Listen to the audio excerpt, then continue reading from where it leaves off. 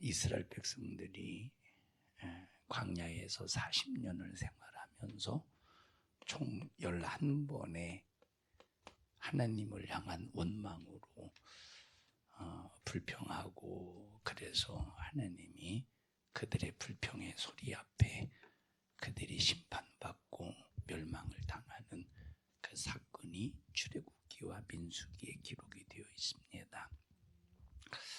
11번의 원망 가운데서 8번은 언제 이루어졌느냐면, 가데스 바네아, 여기까지 온 지가 몇 년 걸렸다고? 2년.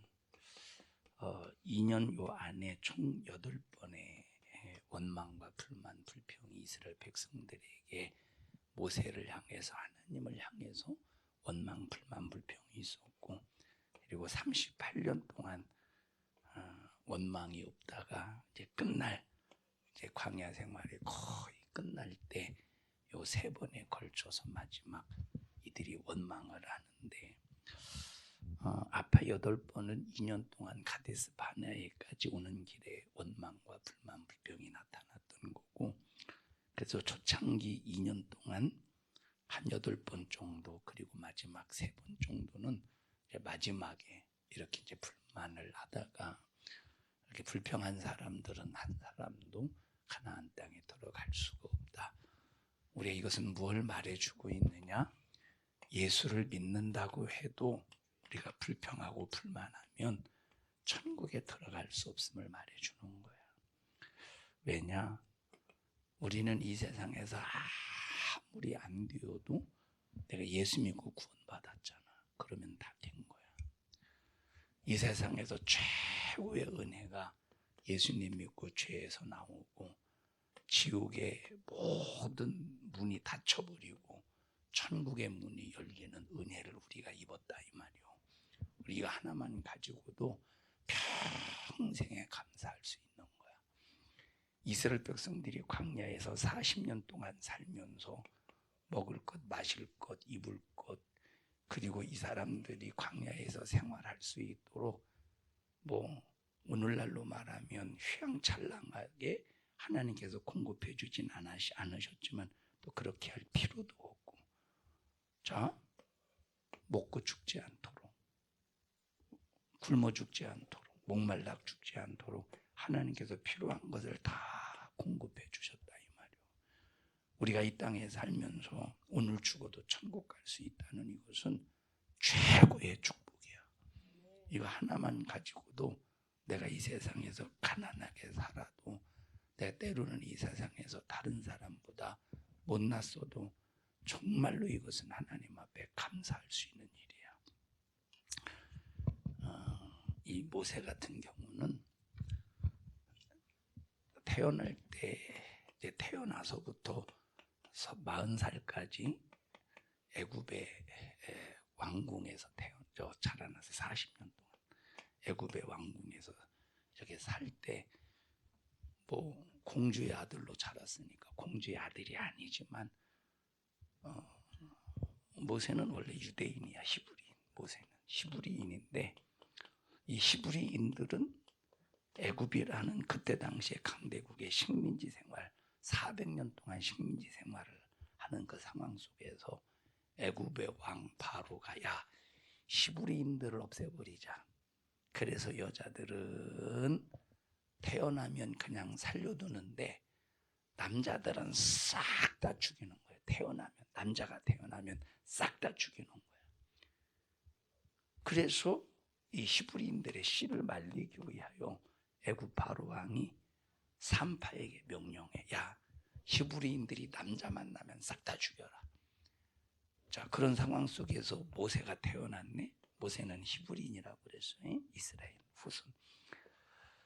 자, 모세가 태어났는데 죽여야 되는데, 산파가 죽여야 되는데 죽일 수가 없는 거야.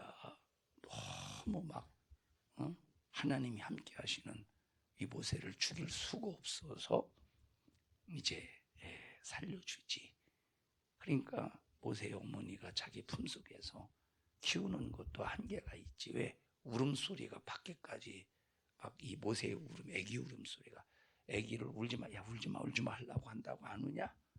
울지. 그러니까 울음소리가 밖에 나가면 야 이거 남자 애기 목소리 울음소리인데, 그러면 애국 군사가 이 집에 쳐들어와서 그 아들을 빼앗아가면 산파도 살려줬다고 죽고, 모세는 당연히 죽고. 그러니까 이제 어떤 꾀를 쓰느냐면, 나일강, 이제 애굽의 그 나일강에 이 모세의 바구니에다가 역청을 발라, 물에 새 들어오지 않도록 역청을 발라서 모세를 이 바구니에다가 집어넣은 다음에 나일강에 띄워버려. 살아서 누군가가 데려다가 키우면 사는 거야.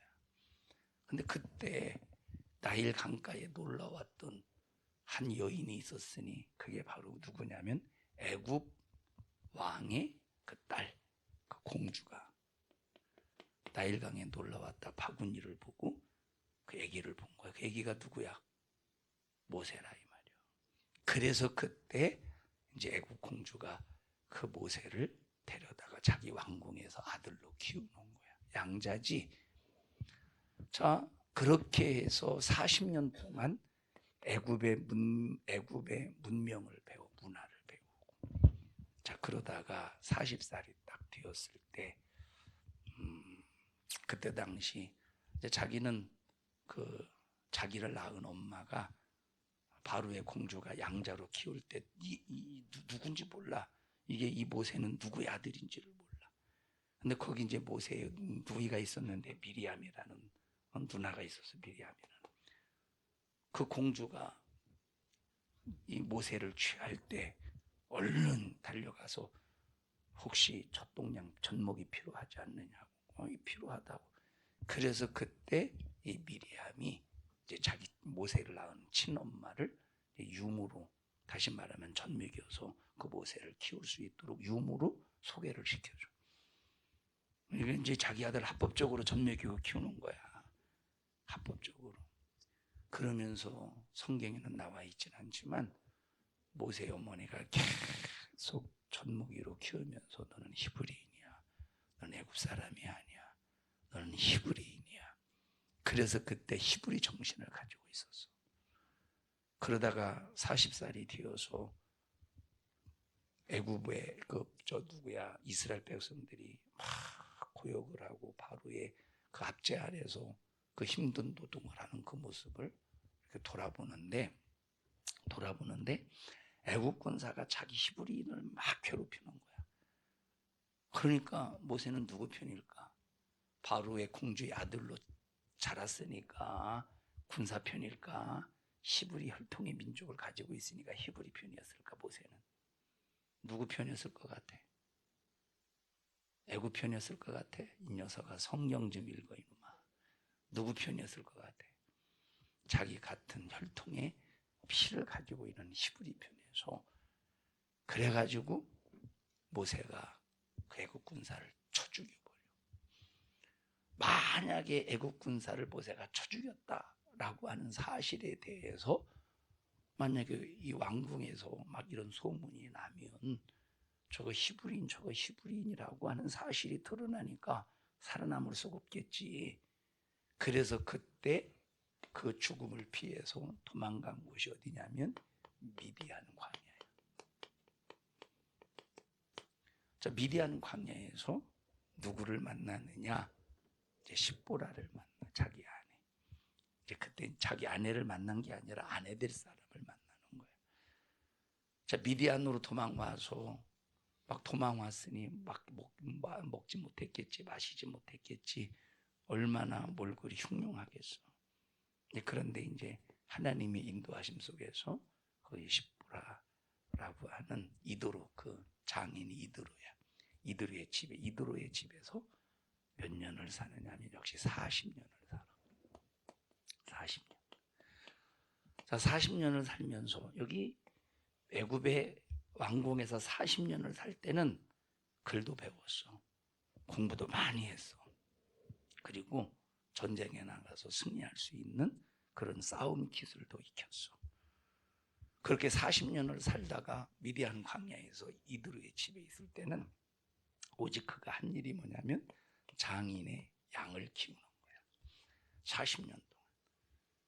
자, 우리나라는 지금 만약에 양을 키운다고 하면 뭐 공장에서 전문적으로 사료를 만드니까 그 사료를 사다가 사료를 풀어서 먹이지만 저 때는 무슨 사료가 있어, 전문적인. 그러니까 양부리를 한 번 딱 끌고 나가서, 왜 거기는 한 번 끌고 나가면 며칠씩 몇 주씩 양을 데리고 몇 주 있다 돌아와. 왜냐면 거기는 뭐 우리나라처럼 막 풍성한 그런 풀들이 있는 것이 아니라 여기 조금 여기 조금 여기 조금 여기 조금, 그래서 풀이 있는 곳을 옮겨 다니면서 양을 먹이는 거야. 그러니까 어떤 때는 일주일 있다가 집으로 돌아오고, 어떤 때는 막 한 달 있다 돌아오고. 그러니까 이 모세는 무엇을 잊어버려? 학문을 잊어버려. 배움의 모든 지식을, 애굽의 모든 지식을 잊어버려. 하나님이 40년 동안 미디안 광야에서 살게 하신 이유는 세상의 모든 배움을 잊어버리게 하려고 하신 거야. 그래야 하나님의 말씀의 지식이 모세를 사로잡고 채울 수 있으니까. 세상의 지식 가지고는 쓸 수가 없다는 거예요. 세상의 지식 가지고는 하나님께서 쓸 수가 없다는 거예요. 그래서 40년 동안 미디안 광야에서 생활하면서 모든 애굽의 지식을 싹 다 지워버리고, 자, 양을 키우면서 하나님을 하나님으로 살 수 있는 그런 그릇으로 만들어가는 거예요. 모세가 80살이 되었을 때 하나님께서 부르셔. 모세야, 이제부터 네가 내 일을 좀 해야 되겠다. 무슨 일인데요?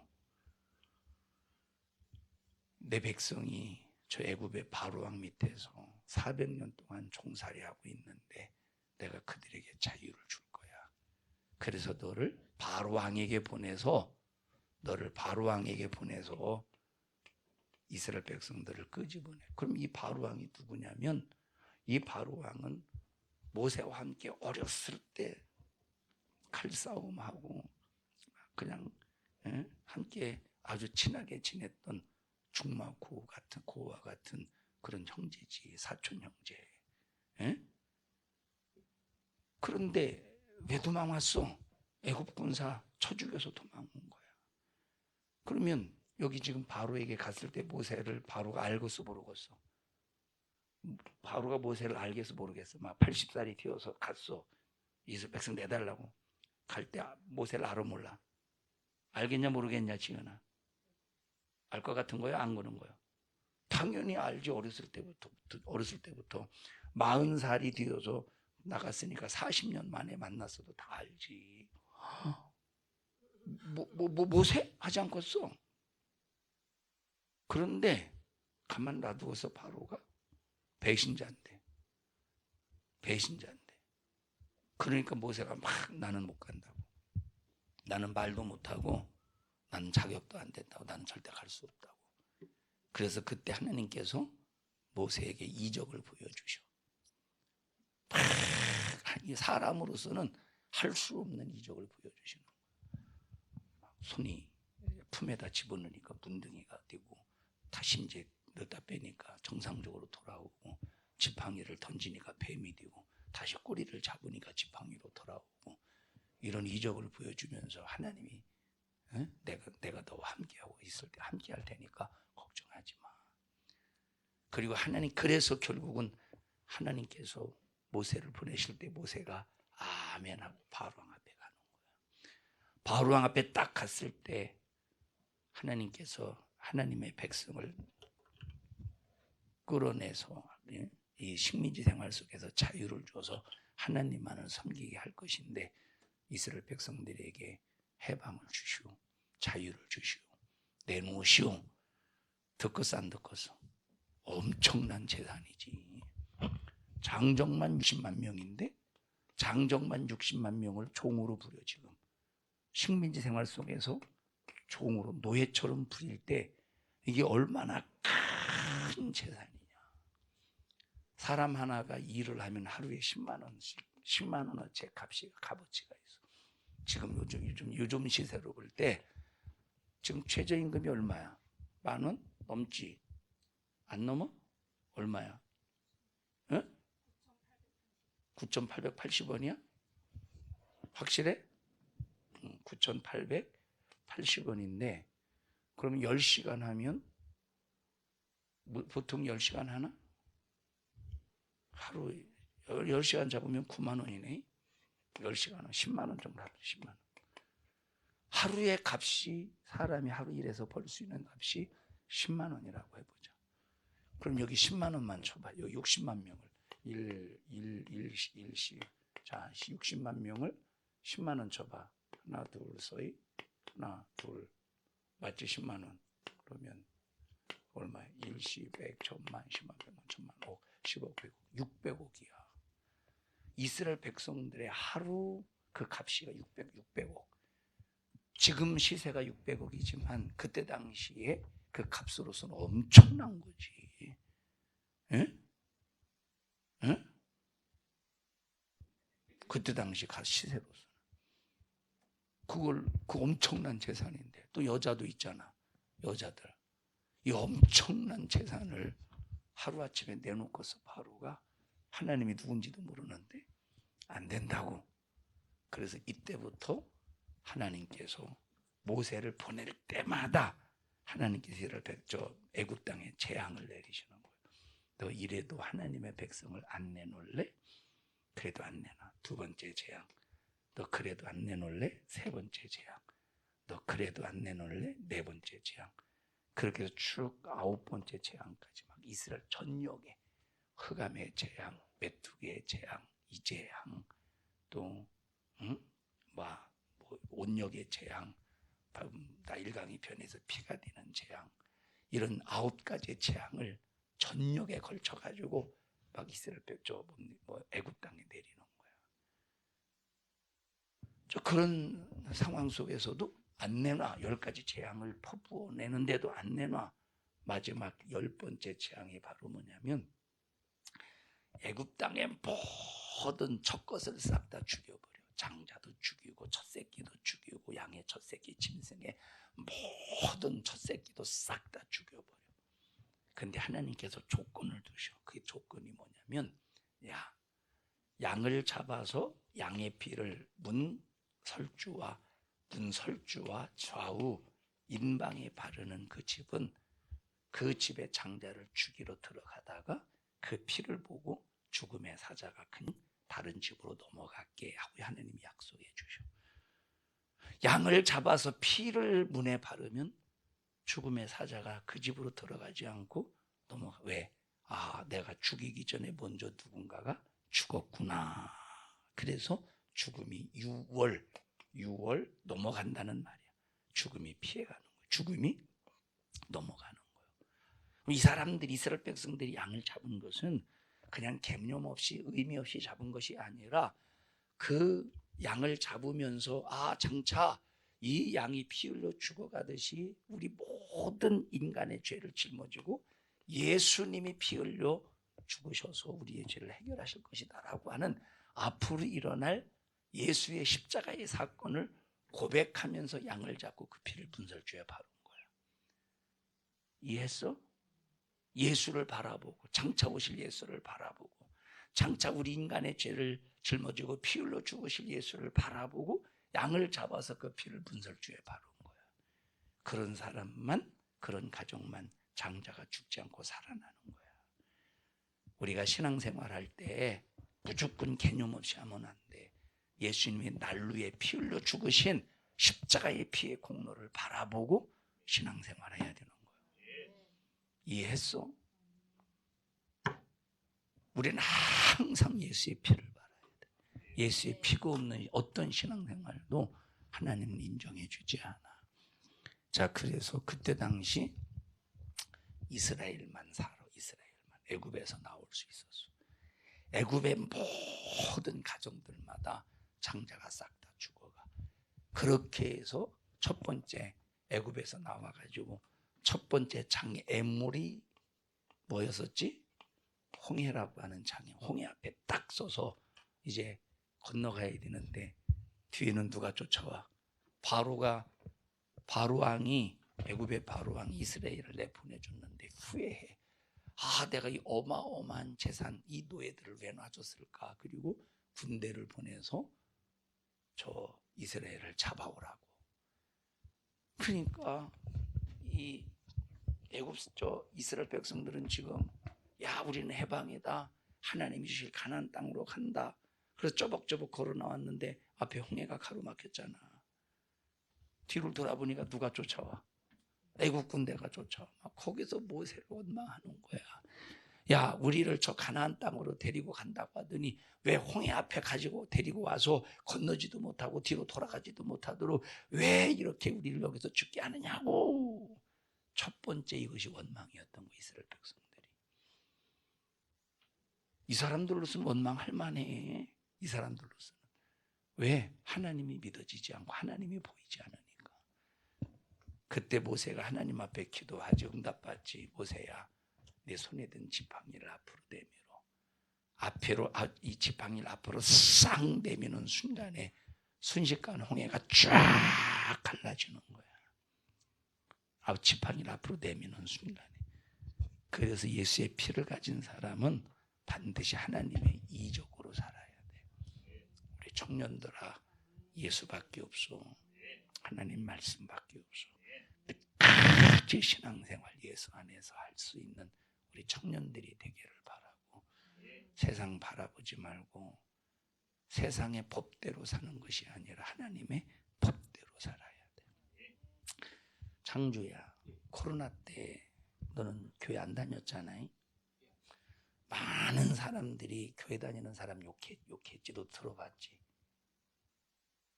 네 주변에 코로나 때 교회 다니는 사람 욕하지 않대? 너도 욕했지?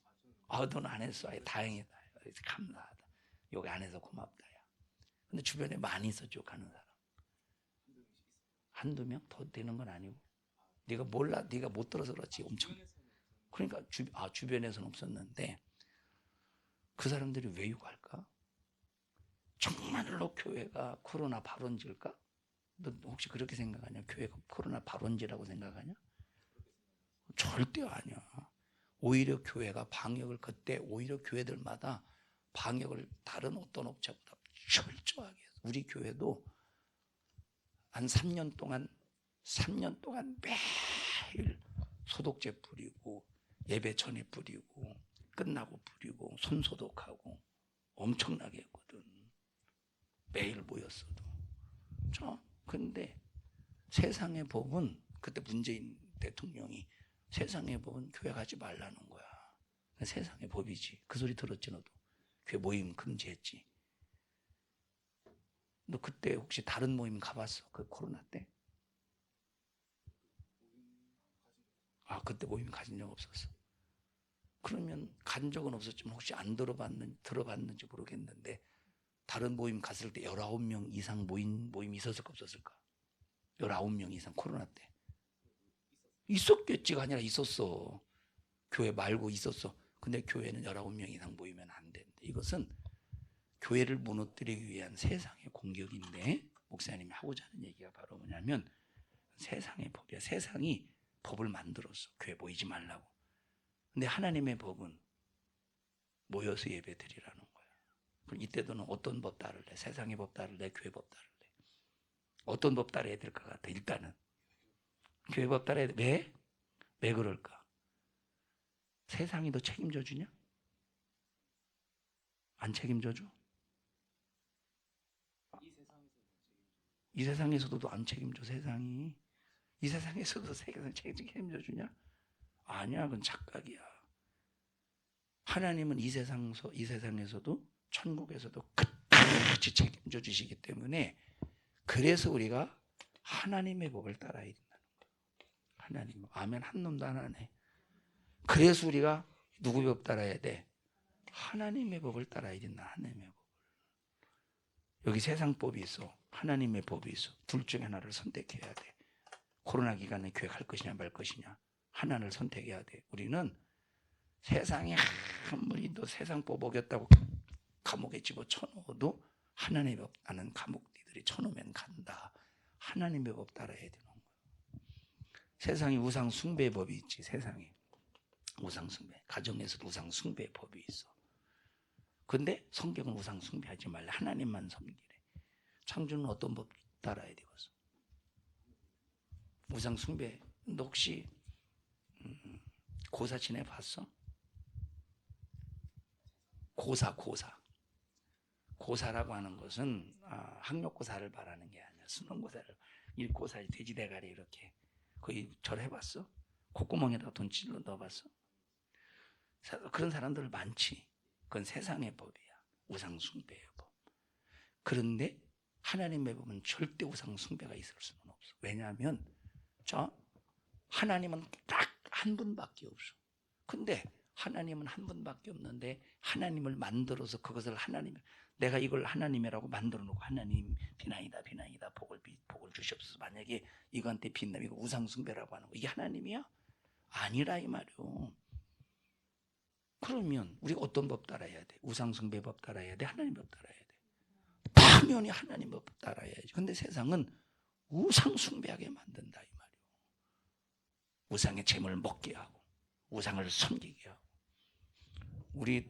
우리나라에서 우상 숭배가 뭐냐면 죽은 자에게 음식을 만들어 놓고 바쳐서 절하는 걸 우상 숭배라고. 성경에 그래서 죽은 자에게 제사한 음식을 먹어서 저주를 받았대.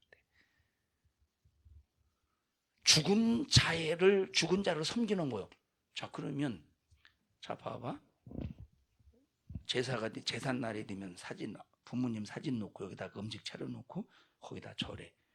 창주는 그 죽은 자가 제삿날 온다고 생각하냐 안 온다고 생각하지? 아니 진짜 그냥 교회니까 네 생각하지 말고 그 생각했어? 야 참 너는 생각이 똑바른데 왜 교회를 늦게 나왔냐? 이건 봐봐. 이게 진짜 봐봐. 죽은 엄마 아빠가 와서 음식을 먹는다면 음식을 차려놓은 다음에 지가 처먹지. 그럼 내버려놔야 되잖아. 계속 먹으라고. 근데 지가 처먹어. 안 먹는다는 걸 뻔히 아는 거야. 이건 세상의 법이야. 우상 숭배하는 거는. 하나님만 경외하는 건, 예배하는 건 하나님의 법이야. 이 두 가지의 갈등 속에 있을 때, 이런 두 가지의 조건 속에 있을 때 우리는 어떤 법을 따라야 돼? 하나님의 법을 따라야 되는 거예요. 그래야 하나님이 책임져 주시는 거예요. 하나님께서 모세를 통해서 이스라엘 백성들을 애굽에서 건져내신 것을 이제부터 너희들은 하나님의 법 따라야 돼. 말씀으로 살아야 돼. 하는 것을 가르쳐 주기 위해서 이스라엘을 건져내셨다는 거예요. 하나님의 법 따르며 살자. 응? 누구 법 따라야 돼?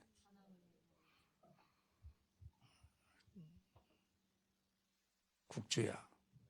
말하는 것도 아니고 말 안 하는 것도 아니고. 이게 뭐요? 말하려면 확실히 말하지. 누구 법 따라야 돼? 하나님의 법 따라야 되는 거야. 하나님의 법 따라야 되는 거야. 재현이는 꼭 깨구락지처럼 여기 움직여. 깨구락지가 움직이지요.